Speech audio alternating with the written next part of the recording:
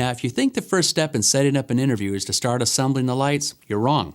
If you remember, the title of this DVD is actually how to set up, light, and shoot great-looking interviews, and lighting is only one step in the process, and it's not even the first one. The first thing you need to do is to choose a location for the interview.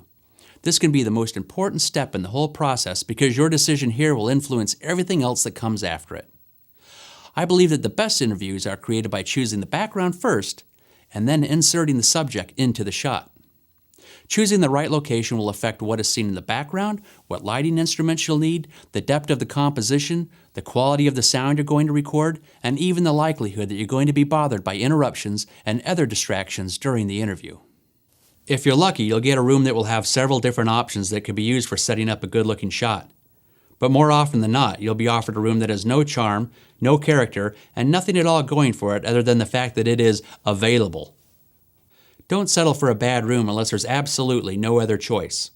Whether you are in someone's home or an office building, take a walk around to look at any other options. An extra minute or two spent finding the best location can really pay off in the long run and actually shorten the overall time it will take to set up a nice shot. So what should you be looking for? What makes one location better than another?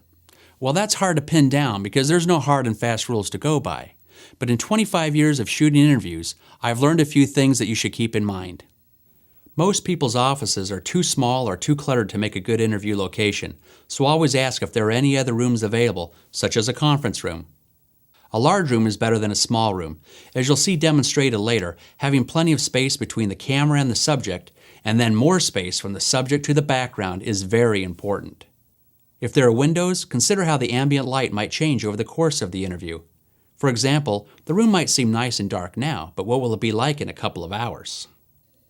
A darker room is better than a lighter room because controlling the look of the lighting is harder in a room that is already brightly lit.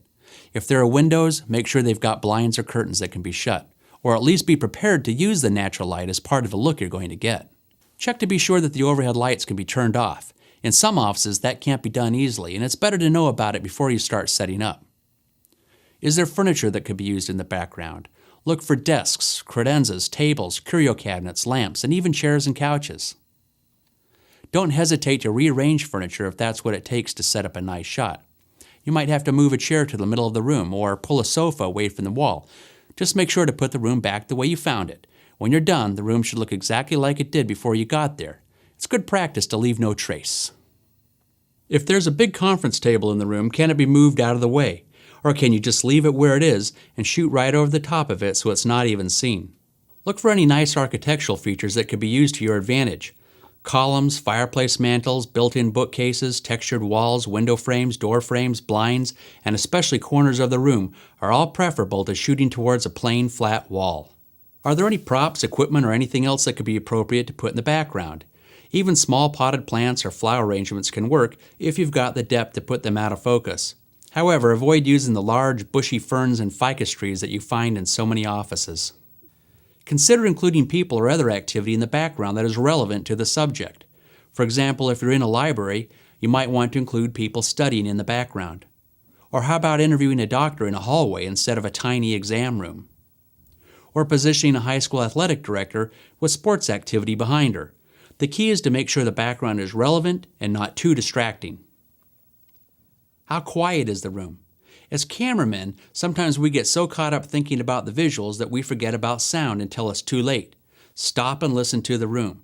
Does it sound empty and hollow? Is there an elevator, customer lobby, or a copy machine outside the door that will cause interruptions? Can the heating or air conditioning be turned off if it's too noisy? And finally, you shouldn't rely on other people to choose the location for you. And don't let anyone rush you into making a decision. This is an important part of your job and you want to do it right. Sometimes you'll have several good options to choose from, and other times you'll have nothing to work with at all, so just make the best of it.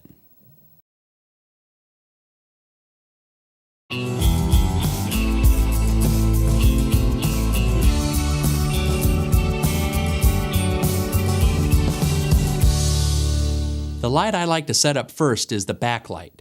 I don't know why I like to start with the backlight. It's just my personal preference and it works for me. Don't confuse the backlight with a background light. We'll set up a background light later on in the video to light the bookcase, desk, and wall. The backlight is strictly for lighting the hair and shoulders of the subject to create a defining edge to help visually separate them from the background. Here's an excellent example of a poorly done shot that could have benefited by having a backlight. Notice how his hair just disappears into the blue cloth, which, by the way, is also placed too close to his head, so it's in focus and there's no separation. In addition, as we'll talk about later, the key light is coming from the wrong side and the camera isn't leveled. It's a good example of what not to do. Normally, the best position for the backlight is almost directly opposite from the camera. If you draw an imaginary line from the lens, through the subject's head, and beyond, the backlight generally ought to be placed close to this line, but a little off-axis so that it strikes both shoulders equally. Obviously, to get the light into this position, you can't just put it on a regular light stand because it will be seen in the shot. That's why we've brought along the convertible boom stand. It can be set up just outside the frame and then swung in to suspend one of our small pro lights at just the right spot. Be sure to use a sandbag if the stand seems out of balance. Does it matter which side the stand is placed? No, but it's a lot easier to put the stand out of the frame if you place it to the side that's opposite of the direction the subject will be facing. This is especially important if you're shooting in widescreen. For example, if Jamie is going to be facing the camera's left, then the boom stand should be placed to the right side of the frame. There are a couple of 250-watt Lowell Pro lights in our kit, and one of them is outfitted with a snoot. That's the one we want to use for the backlight. The snoot will narrow down the beam and create a nice circle of light right where we want it, which is on Jamie's shoulders and hair and nowhere else. A snoot is a great way to control the beam and prevent the light from causing flares in the camera lens and spraying all around the room onto the ceiling, the walls, or other places we don't want it shining. Good lighting is all about controlling light, putting it right where you want it and keeping it away from the areas where you don't want it. That's one reason why you don't want to use umbrellas on your lights, because while they do soften the light, they also throw light everywhere around the room without any means of control. We're also going to add a dimmer to the backlight so we can precisely control the intensity. We don't want the light too strong or Jamie will have an artificial halo effect. Using a dimmer is an easy way to get it just right. If we didn't have a dimmer, then putting some gel or diffusion over the light could help, but it's not nearly as convenient as using a dimmer. The potential drawback of using a dimmer is that they tend to change the color of the light to a warmer hue as the intensity is lessened. But that effect on a backlight doesn't bother me. I usually like a warmer backlight, so I don't mind. The point of the backlight is just to separate the subject from the background and give your 2D image more of a 3D feel. And subtlety works best. Don't overdo it. The boom stand also makes it real easy to raise or lower the height of the backlight to get the look you want. You can experiment and see what works best. Sometimes high is good, and sometimes a lower angle works better. Either way can be fine, but I usually use 45 degrees as the default angle for the backlight.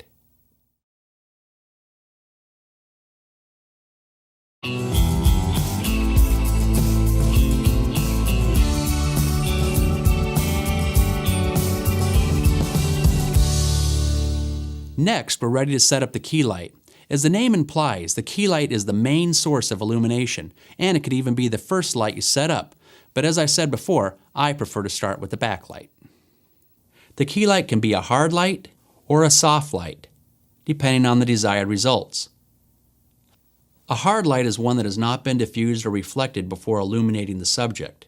On subjects lit by a hard light, shadows are sharp-edged and more noticeable than with a soft light. Modern interviews and headshots are rarely lit with a direct hard light anymore.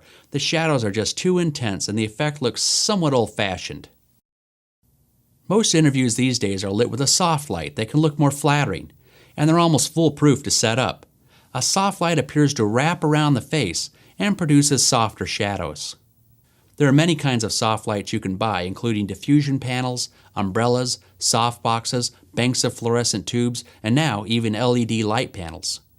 I think the easiest and the most cost-effective light to use is a regular, collapsible softbox from Chimera, Lowell, or Photoflex. They come in a wide variety of sizes, so you might want to have a couple of them in your light kit. The model I prefer for interviews is the small Photoflex Silverdome. It's rugged, portable, inexpensive, and very easy to use.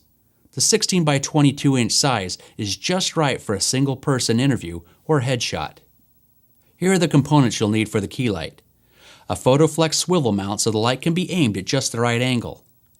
The Photoflex speed ring, the Lowell Total Light with a 500 or 750 watt bulb, the PhotoFlex Silverdome softbox itself, and finally, a 40-degree nylon fabric grid for the front of the softbox, also available from PhotoFlex. The grid, which is sometimes called an egg crate, is a mandatory accessory for any softbox, and you really shouldn't try to light an interview without it. The grid aims and controls the beam of light coming out of the softbox so the light just doesn't spray all over the room. Remember, good lighting is mostly about controlling the light, and any soft light without some kind of grid on the front is going to be impossible to control. While the light might look great on the subject's face, it's also going to be shining on the ceiling, the walls, and everything else in the room too. After the key light has been assembled, it needs to be placed into position, but does it matter to which side of the camera it goes? Yes, it does matter. It depends on the direction that the subject will be facing. Now, if the person will be looking directly into the camera as I'm doing here, then it doesn't matter which side the key light goes on. Either side is fine. However, if the person is going to be looking off camera as they answer questions, then it does matter where the key light is placed. Except for some rare exceptions, standard interview lighting requires that the key light should be positioned on the same side of the camera that the subject will be facing. In other words, you want the subject to be looking towards the direction of the key light, not directly at the key light, but to the same side of the camera. Look at this diagram of a typical interview setup where the subject is looking off camera and speaking to an interviewer. The person should be positioned so that she is looking about 20 degrees away from the camera. Any more than that and you'll risk getting too much of a profile shot. And any closer than that and it might look like she's looking right into the camera lens. The key light should be positioned 40 to 60 degrees from the camera on the same side that the interviewer will be sitting. So the order is camera, interviewer, and key light right in a row. The height of the key light should be about 1 to 2 feet above the head and tilted down at a 45-degree angle.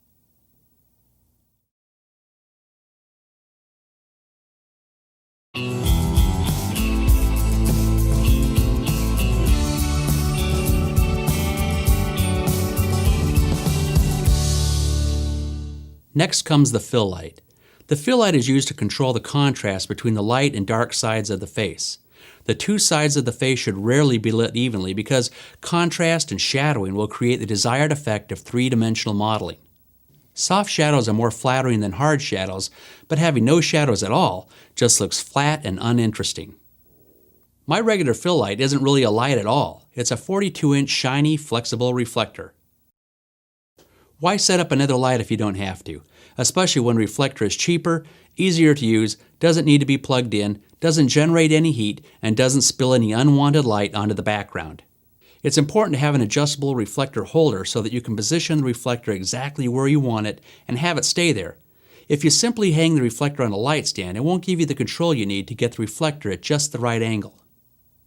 The reflector should be positioned so that it's just a little bit behind the subject's ear and angled back towards the camera. Not only does this catch the most light from the softbox, it also adds a nice rim of light to the side of the face. Watch how the reflector changes the look on Jamie's face as the angle is adjusted, and when it is moved closer or farther away. When you're shopping for a collapsible reflector, look for one with interchangeable surfaces. A lot of them have silver, white, gold, translucent, and black surfaces all in one unit. I prefer to use the gold material for most of my setups, but all the surfaces come in handy at different times.